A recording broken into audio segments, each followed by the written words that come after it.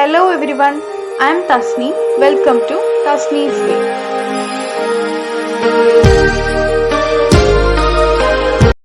അപ്പോൾ നമ്മൾ ഈ വീഡിയോയിൽ 5th സെമസ്റ്ററിലെ ട്രാൻസ്ലേഷൻ സ്റ്റഡീസിലെ ഫസ്റ്റ് മൊഡ്യൂളാണ് നോക്കുന്നത്. അപ്പോൾ ഈ പേപ്പറിൻ്റെ ട്രാൻസ്ലേഷൻ സ്റ്റഡീസ് അല്ലേ, അതായത് ട്രാൻസ്ലേഷൻസിനെ കുറിച്ചാണ് ഇതിൽ പഠിക്കുന്നത്. അതായത് തർജ്ജമകൾ. ഇപ്പോൾ ഒരു മലയാളത്തിലുള്ളൊരു വർക്ക്, അതിപ്പോൾ എഴുത്ത് എന്തോ ആവാം, ഒരു കഥയോ കവിതയോ, അതിനെ നമ്മൾ ഇംഗ്ലീഷിലേക്കോ മറ്റ് ഭാഷകളിലേക്കോ തർജ്ജമ ചെയ്യൽ അല്ലേ, അതാണ് നമ്മൾ ഇവിടെ ഈ ഒരു മൊഡ്യൂളിൽ അല്ലെങ്കിൽ ഈ ഒരു സബ്ജക്റ്റിൽ തന്നെ ഈ ഒരു പേപ്പറിൽ പഠിക്കുന്നത്. സോ ഒന്നാമത്തെ ബേസിക് കോൺസെപ്റ്റ്സ് ആണ് എന്തിൻ്റെ, ട്രാൻസ്ലേഷൻ സ്റ്റഡീസിൻ്റെ അഥവാ ട്രാൻസ്ലേഷൻസിൻ്റെ ബേസിക് കോൺസെപ്റ്റ്സ് ആണ് പഠിക്കാനുള്ളത്. അപ്പോൾ എന്താണ് ട്രാൻസ്ലേഷൻ സ്റ്റഡീസ് എന്ന് നോക്കാം. Translation studies is an academic interdiscipline dealing with the systematic study of the theory, description and applications of translation, interpreting and localization. അപ്പോൾ ട്രാൻസ്ലേഷൻ സ്റ്റഡീസ് എന്ന് പറയുന്നത് ഒരു അക്കാഡമിക് ഇൻ്റർഡിസിപ്ലിൻ ആണ്. അക്കാഡമിക് പരമായി നമ്മൾ ചെയ്യുന്ന ഒരു കാര്യമാണ്.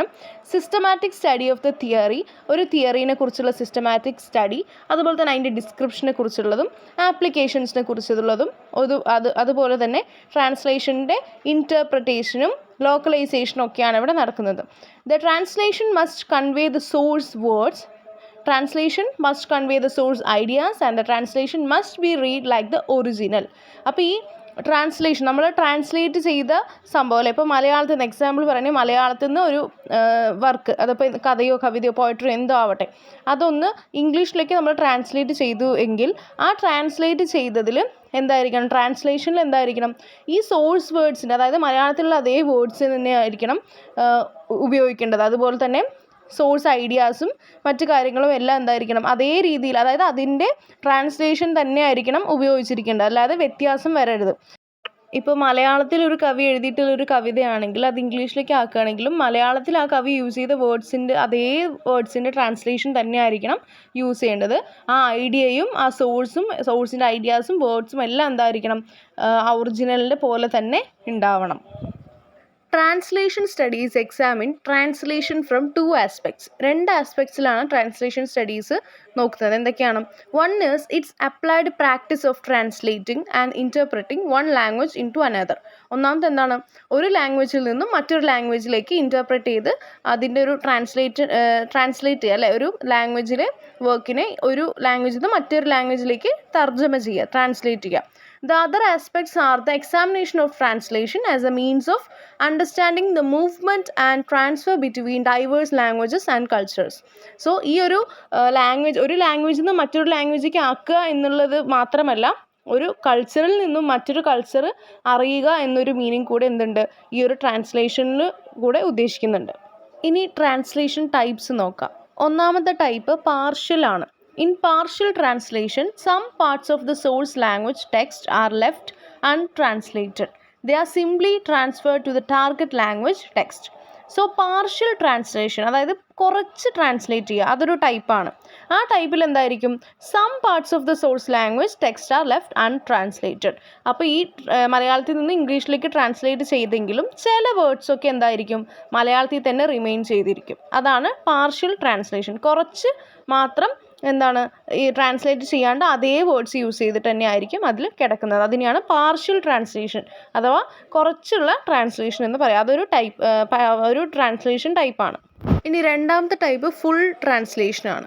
The entire text is submitted to the translation process, that is, every part of the source language text is replaced by the target language text material. അതായത് മറ്റേത് പാർഷ്യൽ അല്ലേ, കുറച്ച് റിമെയിൻ അൺട്രാൻസ്ലേറ്റഡ് ആയിട്ട് കിടക്കും. പക്ഷേ ഇതിൽ ഫുൾ ട്രാൻസ്ലേഷൻ, അതായത് എങ്ങനെയാണോ മലയാളത്തിലുള്ളത് അതേപോലെ ഇംഗ്ലീഷിലേക്ക് ട്രാൻസ്ലേറ്റ് ചെയ്യും. ഓക്കെ, അതിൽ ഒരു വിധത്തിലുള്ള ഡിസ്കൗണ്ട്സും ഇല്ല. എല്ലാ വേർഡ്സും എല്ലാ ഒറിജിനൽ ടെക്സ്റ്റിൻ്റെ അതേത് എന്തായിരിക്കും തർജ്ജമ ചെയ്ത് മറ്റൊരു ലാംഗ്വേജിൽ, അത് ഇംഗ്ലീഷ് തന്നെയല്ല, ഏത് ലാംഗ്വേജിൽ നിന്ന് ഏത് ലാംഗ്വേജിലേക്കാണെങ്കിലും എൻറ്റയർലി ഫുള്ളായിട്ട് എന്തായിരിക്കും ട്രാൻസ്ലേറ്റ് ചെയ്തിട്ടുണ്ടാവും. The entire text is submitted to the translation process, every part of the source language text. എല്ലാ ഭാഗവും ആ സോഴ്സ് ലാംഗ്വേജ് എന്ന് പറയുന്നത് ട്രാൻസ്ലേറ്റ് ചെയ്യപ്പെടുന്ന ലാംഗ്വേജ്, അതായത് മലയാളത്തിൽ നിന്നും ഇംഗ്ലീഷിലേക്കാണ് ട്രാൻസ്ലേറ്റ് ചെയ്യുന്നതെങ്കിൽ മലയാളമാണ് എന്ത് സോഴ്സ് ലാംഗ്വേജ്. അപ്പോൾ ആ ലാംഗ്വേജിൽ എല്ലാം എന്ത് ടാർഗറ്റ് ലാംഗ്വേജ് ആണ് ഇംഗ്ലീഷിലേക്ക് ട്രാൻസ്ലേറ്റ് ചെയ്യുക പറഞ്ഞാൽ ഇംഗ്ലീഷാണ് ടാർഗറ്റ് ലാംഗ്വേജ്. മലയാളത്തിൽ നിന്നും ഇംഗ്ലീഷിലേക്ക് ട്രാൻസ്ലേറ്റ് ചെയ്യുമ്പോൾ സോഴ്സ് ലാംഗ്വേജ് മലയാളവും ടാർഗറ്റ് ലാംഗ്വേജ് ഇംഗ്ലീഷും ആയിരിക്കും. അപ്പോൾ ഈ എൻറ്റയർലി എല്ലാ പാർട്ടും എന്തായിരിക്കും ടാർഗറ്റ് ലാംഗ്വേജിലേക്ക് മാറ്റിയിട്ടുണ്ടായിരിക്കും. അടുത്തത് ലിറ്ററൽ ട്രാൻസ്ലേഷനാണ്, അഥവാ direct translation or word forward translation. ഇത് മൂന്നും ഇതിൻ്റെ പേരാണ്. Is a translation of A text done by translating each word separately without looking at how the words are used together in a phrase or sentence.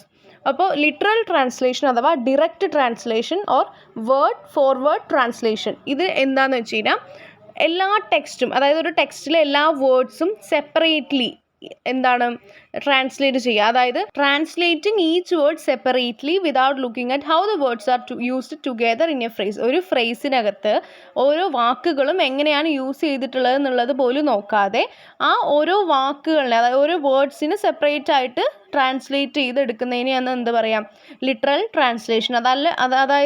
അതല്ലാതെ അതിലിപ്പോൾ meaning എന്താ, ആ സെൻറ്റൻസിൻ്റെ ഒരു sentence മുഴുവനായി നോക്കിയിട്ട് അതിൽ മീനിങ് എന്താ, അല്ലെങ്കിൽ ഒരു ഫ്രേസ് നോക്കിയിട്ട് അതിൽ മീനിങ് എന്താണെന്നല്ല കൺവേ ചെയ്യുന്നത്, മറിച്ച് ഓരോ വേർഡ്സിനെയും അതേപോലെ ആ വേർഡിൻ്റെ എന്താണോ ട്രാൻസ്ലേഷൻ അതുപോലെ തന്നെ ട്രാൻസ്ലേറ്റ് ചെയ്യുന്ന രീതിയാണ് എന്ത് ലിറ്ററൽ ട്രാൻസ്ലേഷൻ അഥവാ ഡിറക്റ്റ് ട്രാൻസ്ലേഷൻ അല്ലെങ്കിൽ വേർഡ് ഫോർ വേർഡ് ട്രാൻസ്ലേഷൻ എന്ന് പറയുക. അടുത്തത് ഫ്രീ ട്രാൻസ്ലേഷനാണ്. A free translation is a translation that reproduces the general meaning of the original text. It may or may not closely follow the form of or organization of the original. So free translation എന്ന് പറഞ്ഞു കഴിഞ്ഞാൽ അത് പേരിൽ നിന്ന് തന്നെ മനസ്സിലാക്കാം, അതായത് free ആണ്, അതായത് ഒരു തരത്തിലുള്ള റെസ്ട്രിക്ഷൻസും ഇല്ലാതെ ജനറൽ ടെക്സ്റ്റിനെ, അതായത് ഒറിജിനൽ ടെക്സ്റ്റിനെ അതേപോലെ ട്രാൻസ്ലേറ്റ് ചെയ്യാണ്ട്, അതായത് വേറെ ഒരു ലാംഗ്വേജിൽ എന്താണോ അതിൻ്റെ അർത്ഥം വരുന്നത്, ജനറൽ അർത്ഥം എന്താണോ അത് വരുന്നത് ആ രീതിക്ക് മാറ്റി എഴുതുക എന്നുള്ളതാണ്. അതിനെ റീപ്രൊഡ്യൂസ് ചെയ്തുകൊണ്ട് ട്രാൻസ്ലേറ്റ് ചെയ്യുക എന്നുള്ളതാണ് എന്ത് ഫ്രീ ട്രാൻസ്ലേഷൻ ചെയ്യുന്നത്. Free translation is one which preserves the meaning of the original but uses natural forms of the target language, including normal word order and syntax, so that the translation can be naturally understood. So, എന്താണ് preserves the meaning of the original. ഈ original മീനിങ്ങിനെ preserve ചെയ്തുകൊണ്ട് തന്നെ but uses natural forms of the target language. എന്താണോ target language ആ ലാംഗ്വേജിൽ ഇതിൻ്റെ meaning വരുന്ന words എന്താണോ യൂസ് ചെയ്യുക ആ വേർഡ്സ് തന്നെ യൂസ് ചെയ്യുക. അതല്ലാതെ ഇതിപ്പോൾ മലയാളത്തിൽ ഇപ്പോൾ ഒരു വേർഡ് പറഞ്ഞു, ആ വേർഡിൻ്റെ അതേ ഇംഗ്ലീഷ് വേർഡ് തർജ്ജമ ചെയ്ത് എഴുതാതെ മലയാളത്തിൽ നമ്മൾ എന്താണ് ഇത് ഉദ്ദേശിച്ചത്, അതിൻ്റെ മീനിങ് എന്താണോ ആ മീനിങ്ങിൽ ഇംഗ്ലീഷിൽ എന്താണോ നമ്മൾ പറയുക വേർഡ് അതുകൊണ്ട് യൂസ് ചെയ്തുകൊണ്ട് പറയുന്നതിനെയാണ് ഫ്രീ ട്രാൻസ്ലേഷൻ എന്ന് പറയാം. അപ്പോൾ അത് നോർമൽ വേർഡ് ഓർഡർ തന്നെയാണ്, സിൻടാക്സ് ഒക്കെ തന്നെയാണ് ഉപയോഗിക്കുക. അതുകൊണ്ട് തന്നെ നമുക്ക് എന്താ മീനിങ് നാച്ചുറലി അണ്ടർസ്റ്റാൻഡ് ചെയ്യാനായിട്ട് പറ്റും. ഓക്കെ, അപ്പോൾ ഇതിന് മുന്നേ പറഞ്ഞ ലിറ്ററൽ ട്രാൻസ്ലേഷനിൽ നമ്മൾ എന്താ ചെയ്തത്, എല്ലാ വേർഡ്സിനെയും അതേപോലെ ട്രാൻസ്ലേറ്റ് ചെയ്യുക ചെയ്തല്ലോ. അപ്പോൾ നമുക്ക് എന്താ മീനിങ് മാറാം. നമ്മൾ മലയാളത്തിൽ ഉദ്ദേശിച്ചായിരിക്കില്ല ഇംഗ്ലീഷിലും തർജ്ജമ ചെയ്യുമ്പോൾ എന്താ ചെയ്യുക, അവിടെ മീനിങ് ചേഞ്ച് ആവും. പക്ഷേ ഇതിലെന്ന് പറയുന്നത് എന്താണോ മീനിങ് അതിനെയാണ് ഇവർ ട്രാൻസ്ലേറ്റ് ചെയ്യുന്നത്, അല്ലാതെ വേർഡ്സിനെ അല്ല. അപ്പോൾ ഇത് കുറച്ചുകൂടെ നാച്ചുറലി നമുക്ക് നമ്മുടെ മീനിങ് കൺവേ ചെയ്യാനായിട്ട് ഹെൽപ്പ് ചെയ്യുന്ന ഒരു ട്രാൻസ്ലേഷൻ ടൈപ്പാണ് ഫ്രീ ട്രാൻസ്ലേഷൻ. അടുത്ത type sense for sense translation. Sense for sense translation is the oldest നോം ഓഫ് ട്രാൻസ്ലേറ്റിംഗ്. ഏറ്റവും പഴയ രീതിയാണ് എന്ത് ഈ സെൻസ് ഫോർ സെൻസ് എന്നുള്ള ട്രാൻസ്ലേഷൻ രീതി. It fundamentally means translating the meaning of each whole sentence before moving on to the next and stands in normative opposition to word for word translation, also known as literal translation. So sense for sense അല്ലെ, sense ഉപയോഗിച്ചുകൊണ്ട് ചെയ്യുന്ന translation ആവാം, അതുകൊണ്ടായിരിക്കും ഇങ്ങനൊരു പേരിട്ടിട്ടുള്ളത്. So ഇതൊരു ഏറ്റവും oldest ആയിട്ടുള്ള നോം ഓഫ് ട്രാൻസ്ലേറ്റിംഗ് ആണ്. Fundamentally means that translating the meaning of each whole sentence before moving on to the next. ഒരു സെൻറ്റൻസിനെ മുഴുവനായിട്ട് എന്ത് ചെയ്യുക, ആദ്യം ട്രാൻസ്ലേറ്റ് ചെയ്യുക, എന്നിട്ടായിരിക്കും അടുത്ത സെൻറ്റൻസിലേക്ക് പോയിട്ട് അടുത്ത സെൻറ്റൻസ് ട്രാൻസ്ലേറ്റ് ചെയ്യുക. അങ്ങനെ ഓരോ സെൻറ്റൻസ് വൈസ് ട്രാൻസ്ലേറ്റ് ചെയ്യുന്ന രീതിനെയാണ് എന്ത് പറയാം, സെൻസ് ഫോർ സെൻസ് ട്രാൻസ്ലേഷൻ എന്ന് പറയാം. And it stands in normative opposition to word for word translation. നമ്മളിതിന് മുന്നേ ലിറ്ററൽ ട്രാൻസ്ലേഷൻ നോക്കി അല്ലേ, അതിലെന്താണ് വേർഡ് ഫോർ വേർഡ് ട്രാൻസ്ലേഷൻ അഥവാ ലിറ്ററൽ ട്രാൻസ്ലേഷൻ. അതിലെന്താ നമ്മൾ നോക്കിയേ, ഓരോ വേർഡ്, ഒരു സെൻറ്റൻസിലെ ഓരോ വേർഡിനെയും അങ്ങനെ ട്രാൻസ്ലേറ്റ് ചെയ്യുന്ന രീതിയാണ് എന്ത് വേർഡ് ഫോർ വേർഡ് ട്രാൻസ്ലേഷൻ. പക്ഷേ ഇതിൽ എന്താണ് സെൻസ് ഫോർ സെൻസ് ട്രാൻസ്ലേഷനിൽ ഓരോ സെൻറ്റൻസിനെയും നമ്മൾ അങ്ങനെ ട്രാൻസ്ലേറ്റ് ചെയ്തിട്ടാണ് അടുത്ത സെൻറ്റൻസിലേക്ക് പോകുക. അപ്പോൾ സെൻറ്റൻസ് വൈസ് ട്രാൻസ്ലേറ്റ് ചെയ്യുന്നതിന് എന്തെന്ത് പറയുക, സെൻസ് ഫോർ സെൻസ് ട്രാൻസ്ലേഷൻ എന്ന് പറയാം. അപ്പോൾ ഇതൊക്കെ ഓർത്ത് വെച്ചാൽ മതി. സെൻറ്റൻസ് വൈസ് ട്രാൻസ്ലേറ്റ് ചെയ്യുക, അതിനെയാണ് സെൻസ്, സെൻറ്റൻസിൻ്റെ ഷോർട്ടായിട്ടായിരിക്കും സെൻസ് ഫോർ സെൻസ് എന്നുള്ളത്. അപ്പോൾ വേർഡ് വൈസ് ട്രാൻസ്ലേറ്റ് ചെയ്യുന്നത് വേർഡ് ഫോർ വേർഡ്, അതായത് അഥവാ ലിറ്ററൽ അങ്ങനെ മനസ്സിലാക്കി പഠിച്ചാൽ നമുക്ക് ഈസിയാണ്. ശരിക്കും പറഞ്ഞു കഴിഞ്ഞാൽ ഈ ഒരു പേപ്പർ തന്നെ ഭയങ്കര ഈസിയാണ്. അതിൽ ഫസ്റ്റ് മൊഡ്യൂൾ വളരെ ഈസിയാണ്. ഇതിൽ ഇപ്പോൾ പറഞ്ഞ കാര്യങ്ങളൊക്കെ നമുക്ക് എന്താണ് വേർഡ്സ് വെച്ച് കണക്ട് ചെയ്ത് നമ്മൾ മനസ്സിലാക്കി പഠിക്കുകയാണെങ്കിൽ സിമ്പിളായിട്ട് ആൻസർ ചെയ്യാനായിട്ട് പറ്റുന്നതാണ്. അപ്പോൾ ജസ്റ്റ് ഒന്ന് മനസ്സിലാക്കി പഠിച്ചാൽ മാത്രം മതി. അടുത്തത് intralingual translation. Intralingual translation involves explaining a word's meaning with words in the same language. ഒരു വേർഡിൻ്റെ മീനിങ് അതേ ലാംഗ്വേജിലുള്ള മീനിങ് വെച്ചുകൊണ്ട് തന്നെ, അതേ ലാംഗ്വേജ് യൂസ് ചെയ്തുകൊണ്ട് തന്നെ വേറൊരു വേർഡായിട്ട് യൂസ് ചെയ്ത് പറയുന്നതിനാണ്. It is the type of translation you would find in a language dictionary. ഒരു ലാംഗ്വേജ് ഡിക്ഷണറിക്കകത്ത് നമ്മൾ കാണുന്നത്, അപ്പോൾ ഒരു ഇംഗ്ലീഷ് ലാംഗ്വേജിൻ്റെ ഡിക്ഷണറി ആണെങ്കിൽ അതിലൊരു വേർഡിന് തന്നെ ഡിഫറെൻ്റ് ആയിട്ടുള്ള വേർഡ്സ് കൊണ്ട് അർത്ഥങ്ങളുണ്ടാവും അല്ലേ. അതായത് നമ്മൾ ഡിക്ഷണറിയിലൊക്കെ കാണുന്ന പോലെ ഒരു വേർഡിന് അതേ ലാംഗ്വേജിൽ തന്നെ 2-3 തരത്തിൽ പറയാം. ഏത് ടൈപ്പ് പറഞ്ഞാലും മനസ്സിലാവും നമുക്ക്. അപ്പോൾ ഇത് എന്തിനാണ് യൂസ് ചെയ്യുന്നത് വെച്ചാൽ this type of translation explains the meaning of A particular word for speakers who either don't or only partially understand the language. അതായത് ഇപ്പോൾ ഒരു ഡിക്ഷണറിയിൽ ഒരു വാക്കിന് തന്നെ 2-3 ടൈപ്പെങ്കിലും അർത്ഥങ്ങൾ എഴുതിയിട്ടുണ്ടാകും. കാരണം എന്താണ്, അതിൽ ഒരു ലാംഗ്വേജ്, അതായത് ആ ലാംഗ്വേജ് മുഴുവനായും അറിയാത്ത അല്ലെങ്കിൽ കുറച്ച് മാത്രം അറിയുന്ന ആൾക്കാർക്ക് ഈ ചിലപ്പോൾ ഒരു വേർഡ് പറഞ്ഞു കഴിഞ്ഞാൽ മനസ്സിലാവില്ല, മറ്റേ വേർഡ് കാണുമ്പോഴേക്കും ഇതാണ് ഇതിൻ്റെ അർത്ഥം എന്നുള്ള മനസ്സിലാവുക. അതിനാണ് ഈ ഒരു രീതി യൂസ് ചെയ്യുന്നത്. അപ്പോൾ ഒരു വേർഡിനെ, സെയിം ലാംഗ്വേജിലുള്ള വേർഡിനെ തന്നെ വെച്ചുകൊണ്ട് ആ മീനിങ്ങിനെ, ആ ഒരു വേർഡിൻ്റെ മീനിങ് എക്സ്പ്ലെയിൻ ചെയ്ത് കൊടുക്കുന്നതിനെയാണ് എന്ത് പറയുക, ഇൻട്രാലിംഗ്വൽ ട്രാൻസ്ലേഷൻ എന്ന് പറയുക. അപ്പോൾ ഇതിലും നമുക്ക് ഈ പേര് കണ്ടാൽ മനസ്സിലായി, ഇൻട്രാലിംഗ്വൽ.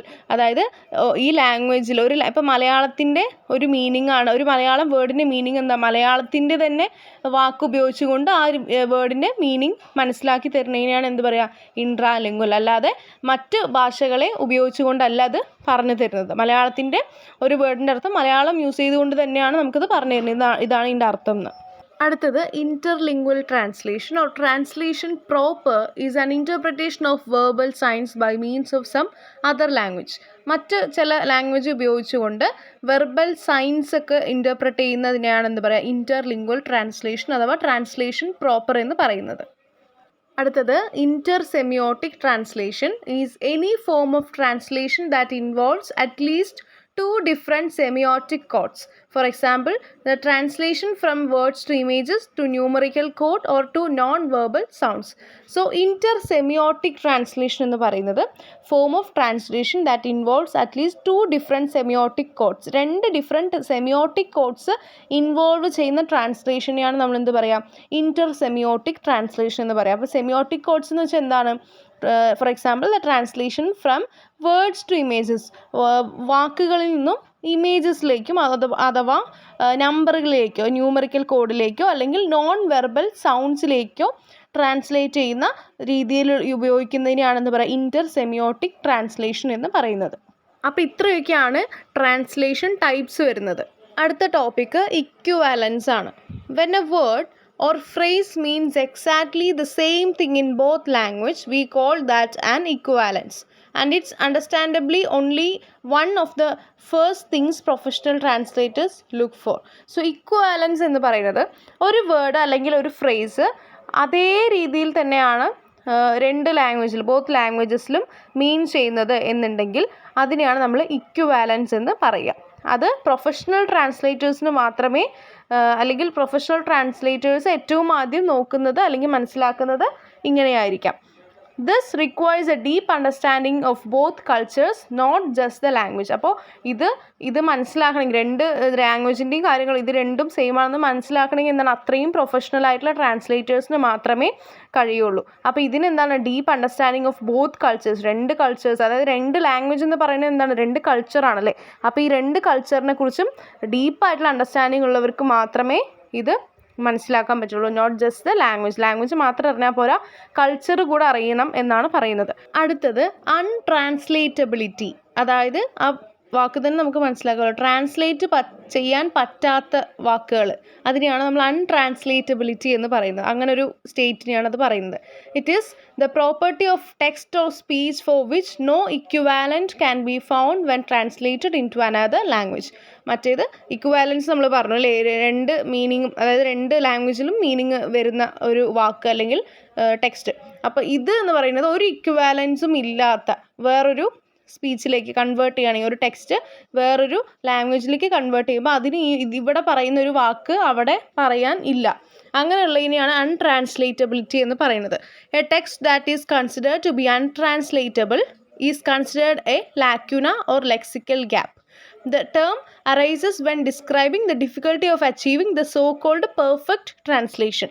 നമ്മൾ ഈ പറയുന്ന പോലെ പെർഫെക്റ്റ് ട്രാൻസ്ലേഷൻ അല്ലേ, ഏറ്റവും അതായത് എന്താണോ ഈ ലാംഗ്വേജിൽ മീൻ ചെയ്യുന്നത് അതേപോലെ അടുത്ത ലാംഗ്വേജിലേക്ക് ട്രാൻസ്ലേറ്റ് ചെയ്യണമെന്നുണ്ടെങ്കിൽ ആ ലാംഗ്വേജിലും ഈ പറയുന്ന വേർഡിൻ്റെ ട്രാൻസ്ലേഷൻ അവൈലബിൾ ആവണം. പക്ഷെ അങ്ങനെ ഇല്ലാത്ത സ്ഥിതിയെയാണ് എന്ത് പറയുക, അൺട്രാൻസ്ലേറ്റബിലിറ്റി എന്ന് പറയുന്നത്.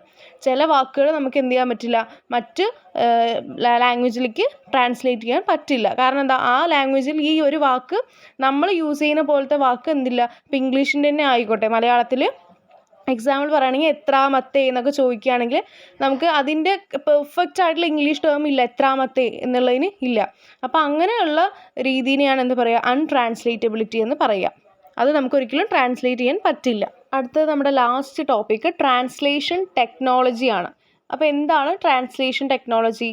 It is the use of software tools to facilitate the conversion of text from one language to another. So translation technology use ചെയ്തുകൊണ്ടുള്ള ട്രാൻസ്ലേഷൻ എങ്ങനെയാണെന്ന് വെച്ച് കഴിഞ്ഞാൽ, സോഫ്റ്റ്വെയർ ടൂൾസ് ഉണ്ട് കുറച്ച് സോഫ്റ്റ്വെയർ ടൂൾസ് ഉപയോഗിച്ചുകൊണ്ട് ഒരു ടെക്സ്റ്റ് ഒരു ലാംഗ്വേജിൽ നിന്നും മറ്റൊരു ലാംഗ്വേജിലേക്ക് ട്രാൻസ്ലേറ്റ് ചെയ്യുന്നതിനാണ് എന്ത് പറയുക, ട്രാൻസ്ലേഷൻ ടെക്നോളജി എന്ന് പറയാം. 3 രീതിയിലുള്ള ട്രാൻസ്ലേഷൻ ടെക്നോളജിയെ കുറിച്ചാണ് നമുക്ക് നോക്കാനുള്ളത്. ഒന്നാമത്തെ കമ്പ്യൂട്ടർ അസിസ്റ്റഡ് ട്രാൻസ്ലേഷൻ, കാറ്റ് ടൂൾസ് എന്ന് പറയും. രണ്ടാമത്തെ മെഷീൻ ട്രാൻസ്ലേഷൻ, MT സോഫ്റ്റ്വെയർ എന്ന് പറയും. Translation management systems, TMS. ഈ 3 നമുക്ക് നോക്കാനുള്ളത്. ഒന്നാമത്തെ കമ്പ്യൂട്ടർ അസിസ്റ്റഡ് ട്രാൻസ്ലേഷൻ ടൂൾസ്.